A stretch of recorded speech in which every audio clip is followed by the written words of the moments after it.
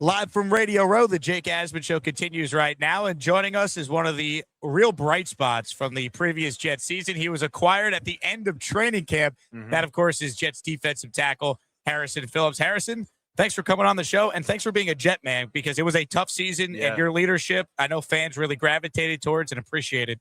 Well, I appreciate it. Yeah, it's this business is crazy, and was signed in baptism by fire when we got involved. And man, I believe in us, and I believe in what we can do, and I believe in the offseason that we're about to have. And I just, before we even get into things, I just have to emphasize how special it is to run into people like yourselves and true Jet fans who've been with us for a long time and still wake up and still support us and still cheer us and don't leave the games early. And we're hoping that culture can change. We can bring championship football to New York. But I just have to say it's cool to see the loyal fans.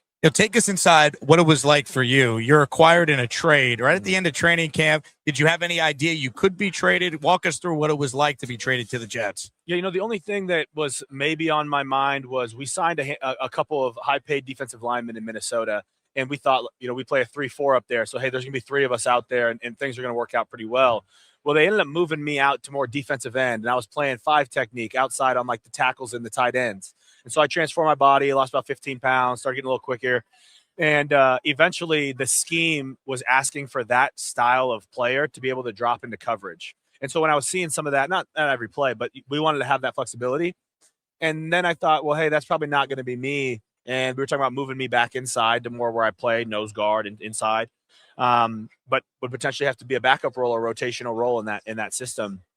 And so I kind of thought, hey, I wonder what's going to happen. And they didn't tell me anything, but I think I found out 6 teams had reached out when they must have mentioned it. And KO thought that the Jets was maybe one of the best situations for me to go into, and a team that really could value more than my play on the field.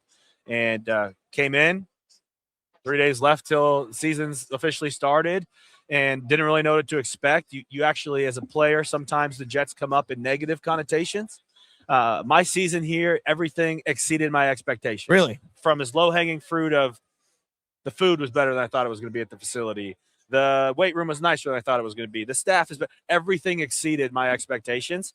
And, I'm only going into the last year of my deal this next season, and hope that they see me in a limelight to really be a part of it long-term to turn this thing around. So it's interesting you say all that. And look, as anyone who's been to the Jet facility knows it's state-of-the-art. It's top-notch, brand new locker rooms for this year.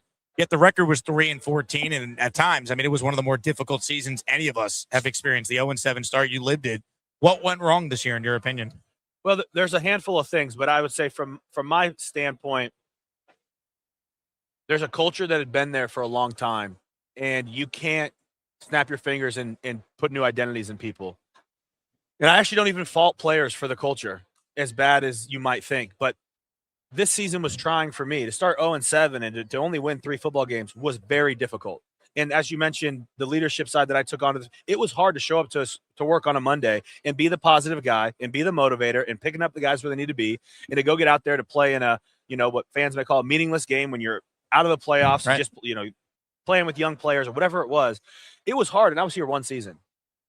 Other players have gone through this for season after season after season, and that can really bias you. And you say, I have to go get mine because this coach is going to get fired, and that means a new coach is going to come in, and that means I'm going to get fired, and I'm going to get cut and traded, and new staff and new people, and so you start to protect your own.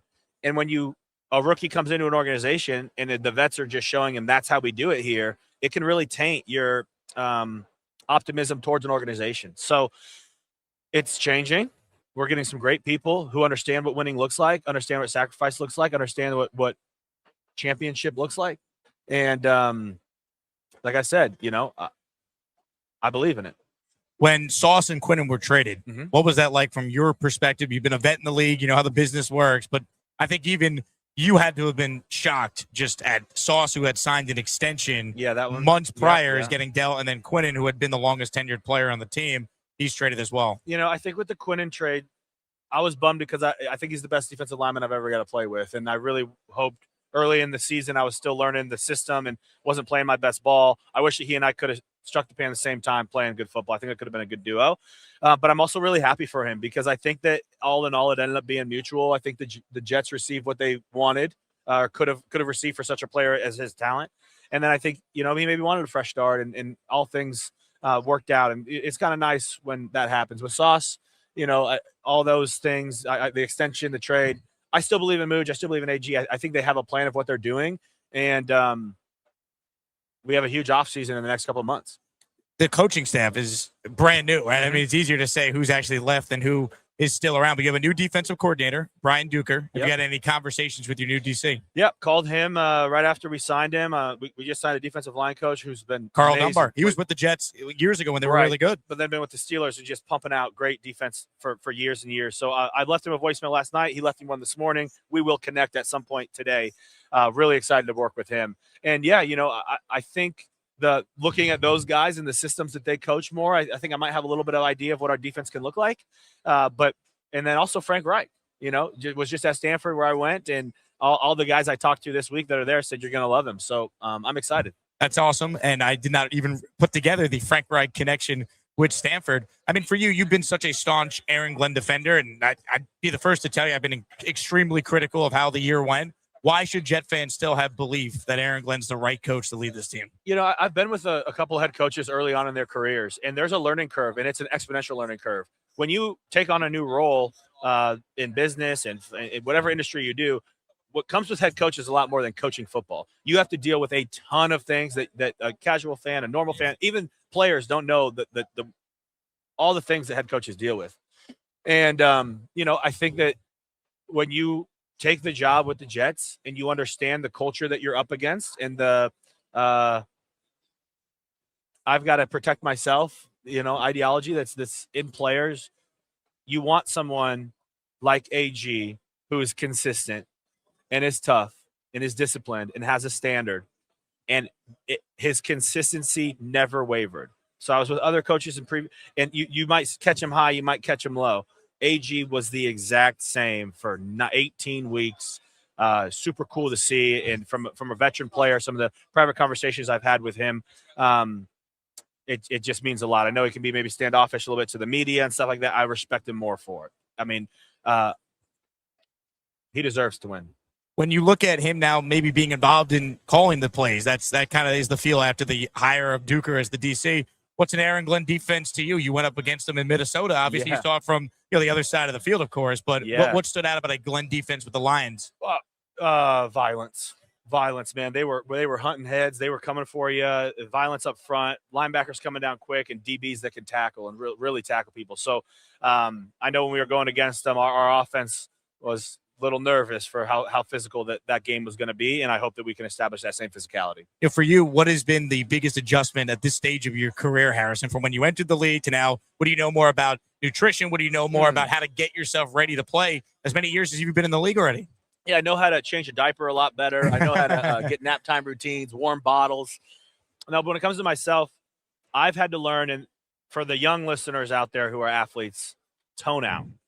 Because I think the issue right now is that college strength coaches come into the NFL locker rooms and or NFL weight rooms and see how we're training. So then they do that to their college guys. And then high school coaches come up to the colleges and see how they're training their guys. And then the high school coaches bring that to their high school kids. Well, this 14-year-old high school kid should not be training how the 31-year-old should be training. And so one of the things I've had to do is pull back in my off seasons. And I've hated to do it. But I used to be doing 2-a-days, running and lifting in the morning, then doing another cardio session at night in January and February. At this stage of my career, I've learned that that's hurt me. You have to be able to do some minimum effective dose training. And I don't need to go bench 500 pounds this off season. I need to be strong. I need to be healthy. I need to be flexible. I need to be all those things. And I think that in my off season is what changes the most. You're here on behalf of Special Olympics. What about the Special Olympics means so much to you, Harrison?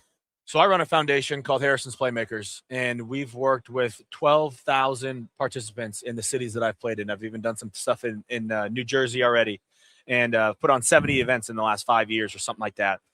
And most of my participants are involved with Special Olympics, and we kind of fight the same fight, bringing sports to a population that maybe doesn't get the opportunity to compete.